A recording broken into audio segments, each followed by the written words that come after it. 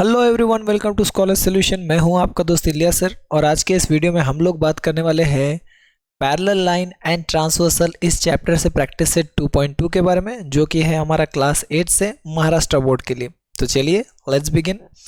देखिए, सबसे पहले 2.2 में आपको जो है कुछ MCQs दिए हैं। MCQs यानी मल्टीपल चॉइस क्वेश्चन। यहाँ पर कुछ क्वेश्चन है और उसके 4 ऑप्शन आपको दिए हैं, आपको सही आंसर चूज करना है। तो ये सही आंसर डायरेक्टली चूज नहीं हो सकता, जो यहाँ पर फिगर दिया है उसके हिसाब से हमें सॉल्व करके सही आंसर चूज करना है। So in the adjoining figure line M is parallel to line N, यानी ये जो दो लाइन है ये एक दूसरे को पैरेलल है, और लाइन P जो है वो ट्रांसवर्सल है। अब ये जो अंदर एंगल दिए हैं, एक है 3x और दूसरा है x। अब ये जो 3x और x है, x के सामने कुछ कोएफिशिएंट नहीं मतलब 1 है, तो हमें देखना है कि ये दोनों कौन से एंगल है।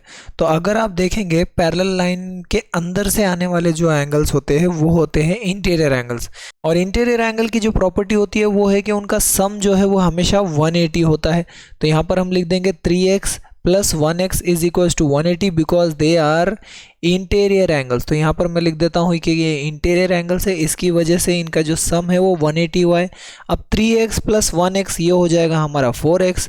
4x is equals to 180। अब x की वैल्यू हम निकाल सकते हैं, 180 is equals to 1 divided by 4। x is equals to 4 के टेबल में 18 तो नहीं आता है, तो 4 4 ज़ा 16, 2 कैरी हो गए तो 20 हुआ, 4 5 ज़ा ये हो गया 20, और यही है हमारा x का आंसर। यानी जो हमारा ऑप्शन रहेगा सही वो रहेगा हमारा ऑप्शन सी। एक और मल्टीपल चॉइस क्वेश्चन यहाँ पर दिया है, in the adjoining figure A is parallel to B and line L is the transversal, find the value of x। अब अगर आप ये एंगल देखेंगे और यहाँ 2x देखेंगे तो इनका डायरेक्टली तो कोई रिलेशन बनता नहीं है। तो हम क्या करेंगे, हम अपने दिल से यहाँ पर एक पॉइंट ले लेंगे m, ताकि 4x का और m का जो है एक रिलेशन बन जाए। अब 4x का और m का कौन सा रिलेशन है, तो वो है अल्टरनेट एंगल। तो angle m is equals to 4x, because ये कौन से एंगल्स है, ये है अल्टरनेट एंगल्स, और अल्टरनेट एंगल्स हमेशा इक्वल होते हैं यानी कॉन्ग्रुएंट होते हैं। तो आप कॉन्ग्रुएंट लिख दीजिए या इक्वल लिख दीजिए, मतलब सेम है। तो angle m is congruent to 4x, इसका मतलब है m की वैल्यू जो हो गई हमारी वो हो गई 4x। अब आप चाहो तो m भी लिख सकते हो, तो m की वैल्यू 4 है। अब हमें देखना है m का और 2x का कोई रिलेशन है क्या, तो वो हो गए एंगल्स इन लीनियर पे, जो आसपास होते हैं वो एंगल्स इन लीनियर पे होते हैं। और एंगल्स इन लीनियर पे की प्रॉपर्टी ये है कि वो दोनों में जो सम होता है वो होता है 180। तो m plus 2x is equals to 180। इसका रीज़न हम लिख देंगे, ये है angles in linear pair, angles in linear pair. तो इसके हिसाब से इनका सम 180 हो गया। अब m की वैल्यू है हमारे पास वो है 4x, तो m की जगह हम लिख देंगे 4x plus 2x is equals to 180। 4x plus 2x हो गया हमारा 6x is equals to 180। x is equals to 180 divided by 6, x is equals to 30। तो हमारा जो फाइनल आंसर है x की वैल्यू वो है हमारा 30, तो हमारा हो जाएगा ऑप्शन डी सही आंसर। चलिए चलते हैं इसके नेक्स्ट क्वेश्चन की तरफ, जो दिया है bit number 2। In the adjoining figure P is parallel to Q, मतलब ये लाइन और ये लाइन एक दूसरे को पैरेलल है, and line T and S are the transversal. तो ये जो T और S है ट्रांसवर्सल है, और ट्रांसवर्सल एक दूसरे को पैरेलल हो भी सकते हैं और नहीं भी हो सकते हैं, यहाँ पर नहीं दिया है। Find measures of x and y using the measures given below in the figure. मतलब इस फिगर में कुछ मेजर्स दिए हैं, उसको लेकर हमें x और y के मेजर्स फाइंड आउट करना है। अब जो समझने वाली चीज़ ये है कि ये जो अलग अलग ट्रांसवर्सल है वो एक दूसरे को पैरेलल नहीं है, तो दोनों ट्रांसवर्सल का एक दूसरे के साथ कोई रिलेशन नहीं होगा। ठीक है, तो जब हम ट्रांसवर्सल T की बात कर रहे हैं तो हम कोई भी पॉइंट यहाँ से नहीं ले सकते जो ट्रांसवर्सल S पे आ रहा है, और जब हम ट्रांसवर्सल S की बात कर रहे हैं तो यहाँ हम जो T ट्रांसवर्सल पे पॉइंट आ रहे हैं ये नहीं लेंगे।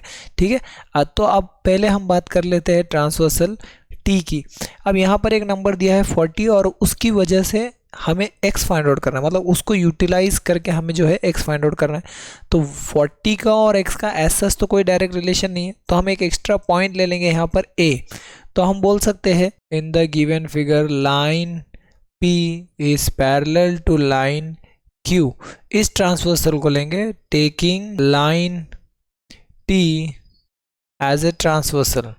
ठीक है, ट्रांसवर्सल उसे ले लेते हैं लाइन टी को ट्रांसवर्सल लेंगे तो ये ए के साथ ए ऐसी जगह पर लेना है कि इसका रिलेशन 40 के साथ भी हो और x के साथ भी हो। ए हमें यहीं लेना पड़ेगा क्योंकि इसका 40 के साथ भी रिलेशन हो जाएगा और x के साथ भी। 40 के साथ इसका करस्पॉन्डिंग रिलेशन है और x के साथ इसका एंगल से लीनियर पेयर बनेगा। तो जो करस्पॉन्डिंग एंगल्स होते हैं वो कॉन्ग्रुएंट होते हैं, तो हम लिखेंगे angle A is congruent to 40 degree. Reason इसका ये है कि ये दोनों करस्पॉन्डिंग एंगल है, तो हम लिख देंगे करस्पॉन्डिंग एंगल्स, और करस्पॉन्डिंग एंगल कॉन्ग्रुएंट होते हैं। कॉन्ग्रुएंट का मतलब जो है इक्वल होता है, तो हम ऐसे लिख सकते हैं therefore a is equals to 40, यानी a का मेजरमेंट कितना है तो 40 है। अब a और x का कौन सा रिलेशन है, तो a और x का जो रिलेशन है वो है एंगल्स इन लीनियर पे, तो हम ऐसे लिख सकते हैं angle a plus angle x is equals to 180 degree. यहाँ पर हम लोग लिख देंगे एंगल्स इन लीनियर पेयर। ये जो रीजंस हम लोग लिख रहे हैं ये बहुत इंपॉर्टेंट होता है एग्जामिनेशन में, इसके वरना मार्क्स आपके रिड्यूस हो जाएंगे। तो a की वैल्यू हमारे पास है, ये है 40, तो हम a की जगह लिख देंगे 40, x की नहीं पता तो x इज इक्वल्स टू 180। अब नंबर से एक जगह लेंगे तो x इज इक्वल्स टू 180 यहाँ है तो यहीं रहेगा, 40 इधर से निकल के इधर आ जाएगा, यहाँ प्लस था इधर आके हो जाएगा माइनस, 180 माइनस 40, तो x का आंसर हमारा आ जाएगा 140। ये आ गया आपका x का आंसर। अब हम यूटिलाइज करते हैं अदर ट्रांसवर्सल को। यही दो लाइन पैरेलल रहेंगे P और Q, और पॉइंट S जो है हमारा ट्रांसवर्सल हो जाएगा, तो taking S as a transversal. अब Y का और 70 का एज सच कोई डायरेक्ट रिलेशन तो है नहीं, तो हम क्या करेंगे यहाँ एक पॉइंट ले लेंगे B, क्योंकि इसका रिलेशन Y के साथ भी हो रहा है और 70 के साथ भी, तो Y के साथ इसका रिलेशन है अल्टरनेट और 70 के साथ इसका जो रिलेशन है वो है एंगल्स इन लीनियर पेयर।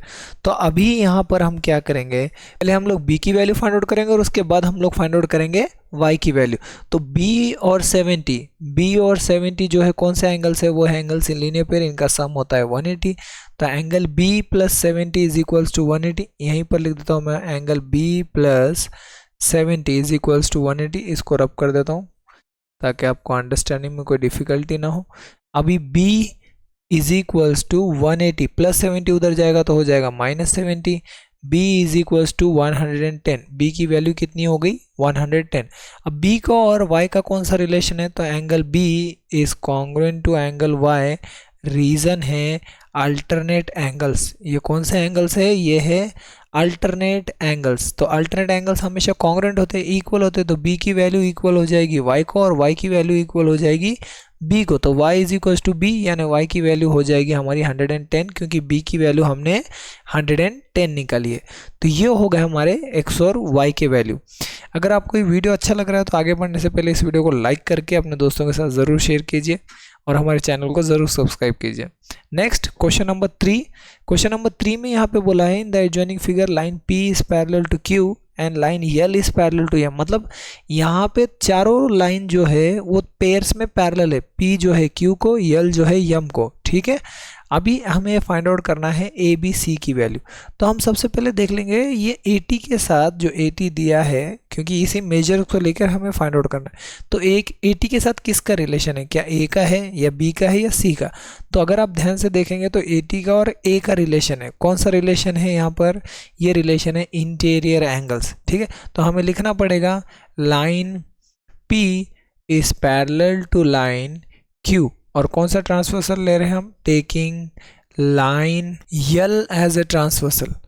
इसको ट्रांसवर्सल ले लेते हैं L को। तो एंगल A और 180 जो हो जाएंगे वो हो जाएंगे इंटीरियर एंगल्स, सॉरी A और 80 जो हो जाएंगे वो हो जाएंगे इंटीरियर एंगल, इनका सम हो जाएगा 180। यहाँ पर हम लोग लिख देंगे इंटीरियर एंगल्स, ठीक है। इंटीरियर एंगल का सम कितना होता है हमेशा 180। तो A is equals to 180 minus 80।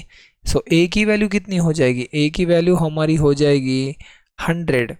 तो A का आंसर आ गया। अब A की वैल्यू 100 है, हमें पता है। इसका अब हमें देखना है क्या A का या 80 का रिलेशन B या C के साथ है। तो 80 का कोई भी रिलेशन B C के साथ नहीं है, ना A का रिलेशन कोई है। इसका मतलब हमें कोई एक्स्ट्रा पॉइंट लेना पड़ेगा यहाँ पर। अब एक्स्ट्रा पॉइंट कौन सा लेंगे हम लोग, अब यहाँ पर जो ऑलरेडी पॉइंट्स दिए वो आप नहीं ले सकते हैं, तो यहाँ पर हम लोग ले लेंगे ई। अब ए का और ई का जो रिलेशन है वो है करस्पॉन्डिंग एंगल्स, तो करस्पॉन्डिंग एंगल्स कॉन्ग्रुएंट होते हैं, तो angle E is congruent to angle A, क्योंकि हम लोग यहाँ पर लिख देंगे ये कौन से एंगल्स है, ये है करस्पॉन्डिंग एंगल्स, और करस्पॉन्डिंग एंगल्स हमेशा कैसे होते हैं, कॉन्ग्रुएंट होते हैं। तो E की वैल्यू इक्वल हो जाएगी A को, तो E की वैल्यू भी हो जाएगी 100, क्योंकि A की वैल्यू 100 है तो E की भी 100। अब E और B का एक रिलेशन है, कौन सा रिलेशन है, E और B का आसपास में आने वाले एंगल्स कौन से होते हैं, तो वो होते हैं एंगल्स इन लीनियर पे, तो angle E plus angle B is equals to 180, तो इसका रीज़न आ जाएगा angles in a linear pair, ठीक है, ये एक लीनियर पेयर्स में एंगल्स है, इसलिए इसका रीजन आ जाएगा एंगल्स इन लीनियर पेयर। तो E की वैल्यू हमारे पास है 100, so 100 plus B is equals to 180, B is equals to 180, 100 उधर प्लस था, इधर आएगा तो माइनस, तो B की वैल्यू हमारी कितनी हो जाएगी, हमारी B की वैल्यू हो जाएगी 80, ठीक है। अब ऐसे ही फाइंड आउट करेंगे C की वैल्यू। B और C का अगर आप देखेंगे तो एक रिलेशन है, B और C सेम पोजीशन पे लेफ्ट साइड में, तो इसको हम बोलेंगे करस्पॉन्डिंग एंगल, तो B is congruent to C, या आप बोल सकते हो C is congruent to B, क्योंकि वो कौन से एंगल से, करस्पॉन्डिंग एंगल से, यहाँ रीजन लिख दीजिए करस्पॉन्डिंग एंगल। कॉन्ग्रुएंट का मतलब होता है equal, so C is equal to B, यानी C की भी वैल्यू हमारी कितनी हो जाएगी 80, तो A की वैल्यू आ गई हमारी 100, B की 80 और C की भी 80, तो इस तरह से ये क्वेश्चन में हमने A B C की वैल्यू फाइंड आउट की है। क्वेश्चन नंबर 4 देखते हैं, ये भी सेम वैसे ही क्वेश्चन दिया है कि in the adjoining figure a line A is parallel to line B, ये दो लाइन एक दूसरे को पैरेलल है, line L is a transversal, ये जो लाइन है वो ट्रांसवर्सल है, then find the value of x y and Z.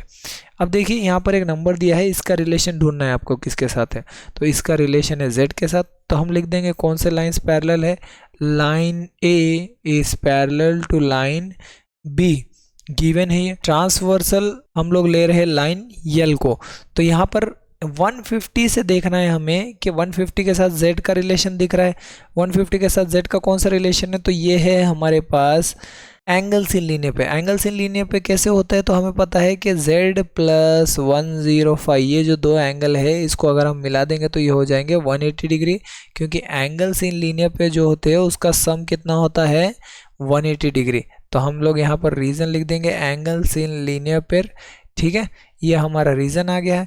तो अब z की वैल्यू भी आ जाएगी, z is equals to 180 minus 105, तो z की वैल्यू कितनी आ गई हमारे पास z की वैल्यू आ जाएगी 95। अब z एंगल z की अगर वैल्यू आ गई है तो अब और किसका रिलेशन इसके साथ दिख रहा है, तो z का तो किसी के साथ रिलेशन नहीं है, लेकिन 105 का x के साथ भी है।